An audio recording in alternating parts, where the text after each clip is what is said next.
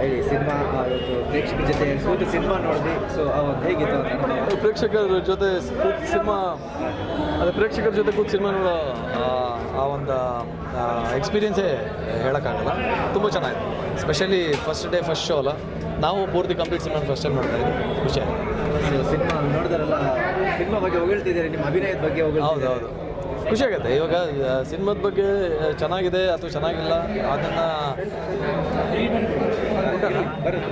ಸರಿ ಇದೆ ಹಾಂ, ಸಿನಿಮಾ ಚೆನ್ನಾಗಿಲ್ಲ ಅಂತ ಅದನ್ನು ಇವಾಗ ಕೇಳ್ತಾ ಇಲ್ಲ. ಯಾಕಂದರೆ ಇದು ಏನೇನಿದ್ರು ಜನರದ್ದು ನಮ್ಮ ಕೆಲಸ ಆಗಿದೆ. ಚೆನ್ನಾಗಿದ್ದರೆ ಪ್ರೇಕ್ಷಕರು 100% ಕೈ ಹಿಡಿತಾರೆ. ಸಿನಿಮಾಗೆ ಎಷ್ಟು ಬೆಲೆ ಬಾಳುತ್ತೆ ಅಷ್ಟು ಚೆನ್ನಾಗಿ ಕೈ ಹಿಡಿದಿದ್ದಾರೆ, ಆ ನಂಬಿಕೆ ಇದೆ. ಸೊ ಹಂಗಾಗಿ ಏನು ಆ ಥರದ್ದೇನು ಪ್ರೆಷರ್ ಇಲ್ಲ. ಚೆನ್ನಾಗಿದ್ರೆ ಚೆನ್ನಾಗಿ ಹೋಗುತ್ತೆ, ಆ್ಯಾವ್ರೇಜ್ ಆಗಿದೆ. ಅದೇ ಸಿನಿಮಾ ಶಕ್ತಿ. ಅದು ಅಷ್ಟು ದಿನಗಳ ಕಾಲ ಶ್ರಮ ಪಟ್ಟಿರ್ತೀರಿ, ಸ್ಕ್ರೀನ್ ಮೇಲೆ ನೀವೇ ನೋಡ್ಕೊಂಡಾಗ ಎಷ್ಟು ಖುಷಿ ಬರುತ್ತೆ ನಿಮಗೆ? ಅದೇ ಸಿನಿಮೇಲೆ ನಮಗೆ ತಪ್ಪುಗಳೇ ಕಾಣಿಸ್ತಾ ಇರುತ್ತೆ. ಯಾಕಂದರೆ ಆ್ಯಕ್ಟ್ರ್ಗಳಿಗೆ ಕಾಮನ್ ಅದು.